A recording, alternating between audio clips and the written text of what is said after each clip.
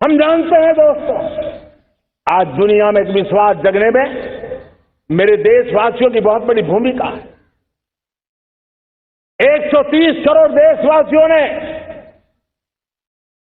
कई दशकों के अनुभव के बाद स्थिर सरकार का महत्व क्या होता है, राजनीतिक स्थिरता का महत्व क्या होता है, पॉलिटिकल स्टेबिलिटी दुनिया में किस प्रकार की ताकत दिखा सकती है, नीतियों में कैसा सामर्थ्य होता है, उन नीतियों पर विश्व का कैसे भरोसा बनता है, ये भारत ने दिखाया है और दुनिया भी इसे समझ रही है। और हम जब राजनीतिक स्थिरता हो, नीतियों में गतिशीलता हो, निर्णयों में तेजी हो, सर्वव्यापकता हो, सर्वसमावेशकता हो, तो विकास के लिए हर कोई भागीदार बनता है।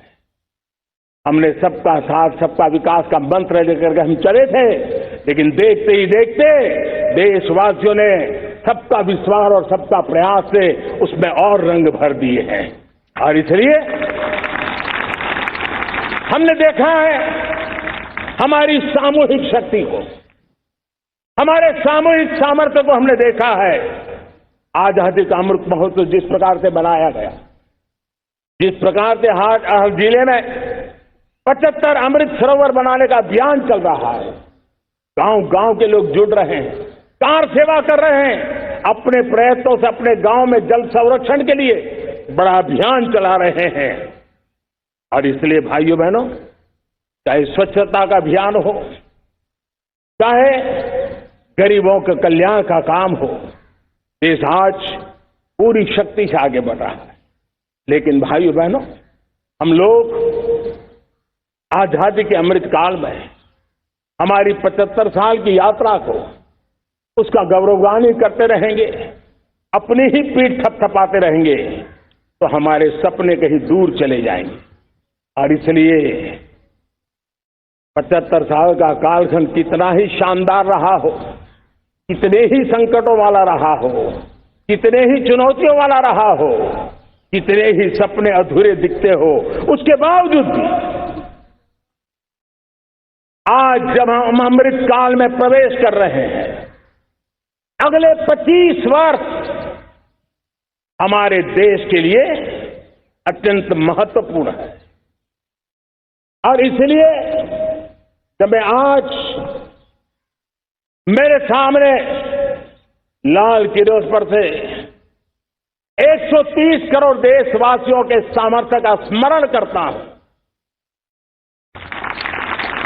उनके सपनों को देखता हूं, उनके संकल्पों की अनुभूति करता हूं, तो साथियों मुझे लगता है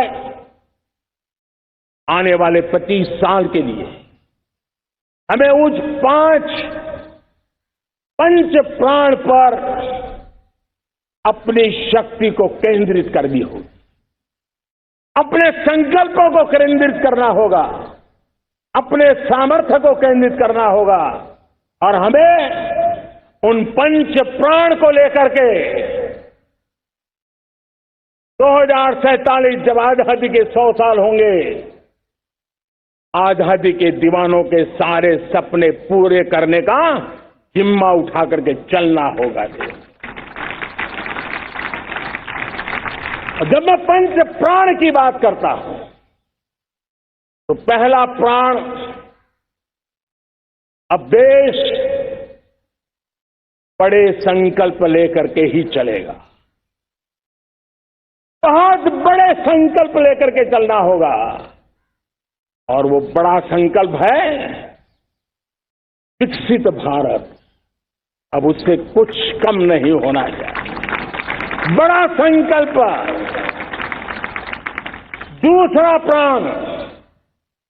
दूसरा प्राण है किसी भी कोने में हमारे मन के भीतर, हमारे आदतों के भीतर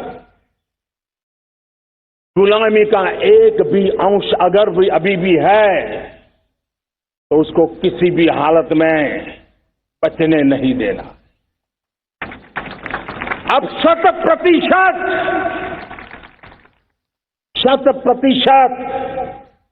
सैकड़ों साल की गुलामी ने जहां हमें जकड़ कर रखा है, हमारे मनोभाव को बांध करके रखा हुआ है, हमारी सोच में विकृतियां पैदा करके रखी है। हमें गुलामी की छोटी चीज भी कहीं नजर आती है, हमारे भीतर नजर आती है, हमारे आसपास नजर आती है, हमें उससे मुक्ति पानी ही होगी। ये हमारा दूसरी प्राण शक्ति है। तीसरी प्राण शक्ति,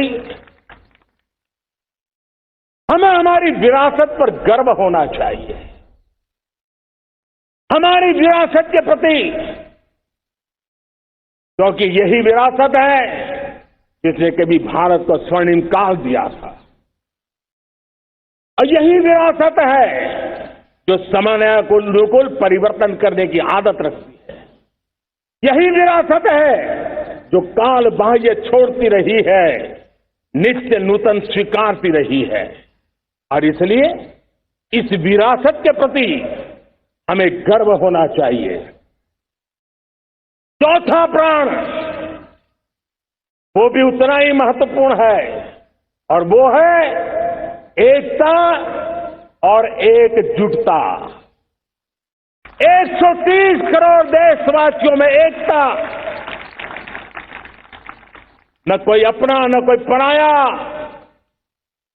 एकता की ताकत एक भारत श्रेष्ठ भारत के सपनों के लिए हमारा चौथा प्राण है। और पांचवा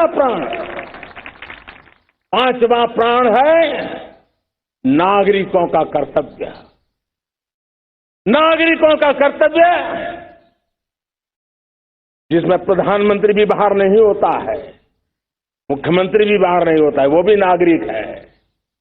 नागरिकों का कर्तव्य, ये हमारे आने वाली 25 साल के सपनों को पूरा करने के लिए एक बहुत बड़ी प्राण शक्ति है। मेरे प्यारे देशवासियों, जब सपने बड़े होते हैं,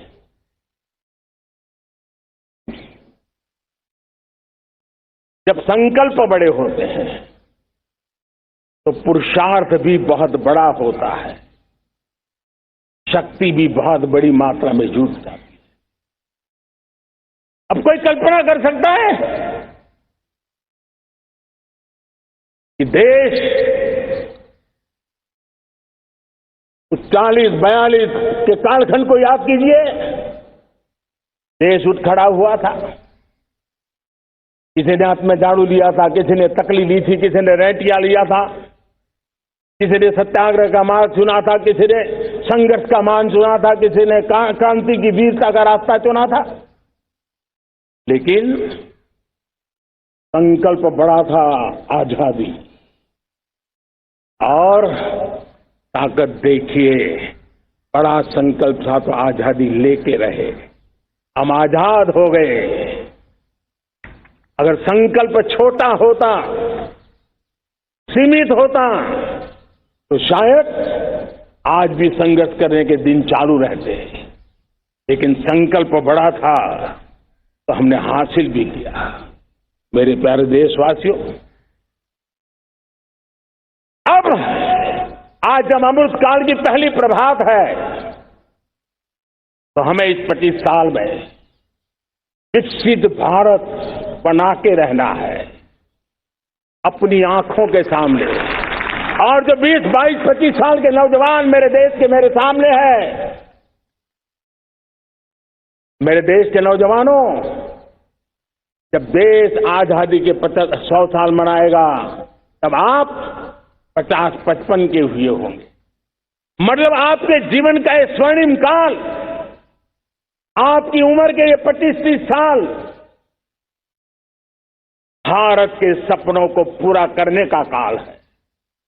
आप संकल्प लेकर के मेरे साथ चल पड़िए साथियों, तिरंगे झंडे की शपथ लेकर के चल पड़िए। हम सब पूरी ताकत से लगे आए, बड़ा संकल्प। मेरा देश विकसित देश होगा, डेवलप कंट्री होगा। विकास के हर पैरामीटर में हम मानव केंद्रीय व्यवस्था को विकसित करेंगे, हमारे केंद्र में मानव होगा, हमारे केंद्र में के मानव की आशा आकांक्षाएं होगी। हम जानते हैं भारत जब बड़े संकल्प करता है तो करके भी दिखाता है। जब मैंने यहां स्वच्छता की बात कही थी मेरे पहले भाषण में, देश चल पड़ा, जिससे जहां हो सका स्वच्छता की ओर आगे बढ़ा और गंदगी के प्रति नफरत एक स्वभाव बनता गया। यही तो देश है जिसने इसको करके दिखाया है और कर भी रहा है, आगे भी कर रहा है। यही तो देश है